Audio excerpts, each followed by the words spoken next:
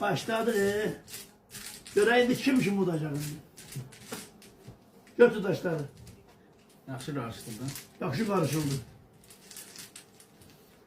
Bugün Özal müəllimi mən udmalıyım. Arkasında bir var. Demek ki oyuncudadır. O da məndədir. Səndə də bir. Bəli. Yaxşı ver mənə. Bir məndədir. Mən baxımlaşdığımı görməyim. Yaxşı söhbətdir. Bəli, bəli. 4-1. 4-1. O da güzel, bu da güzel. Yani göreyim. O olmuyor, bende yoktur. Yedim. Ne oldu? Ne bileyim oldu da. Gözle bazar buradan. Ay sağ ol. Götüreyim pazardan 4-1. Bu oldu. Ağ 1. Evet. Ona göreyim. Ağ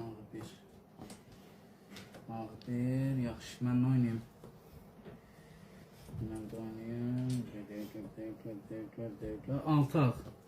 Yaxşı 3 ağ. Yoxundu bazara git.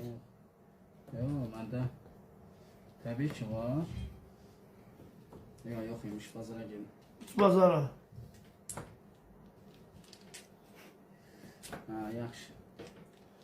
3 ağ. Oyna. 1 ağ. 1 ağ.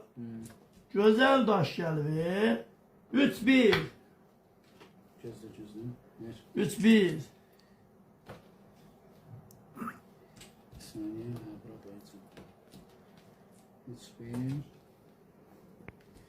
2-3. 2-3. Bu 3-3. Neçə daşın var?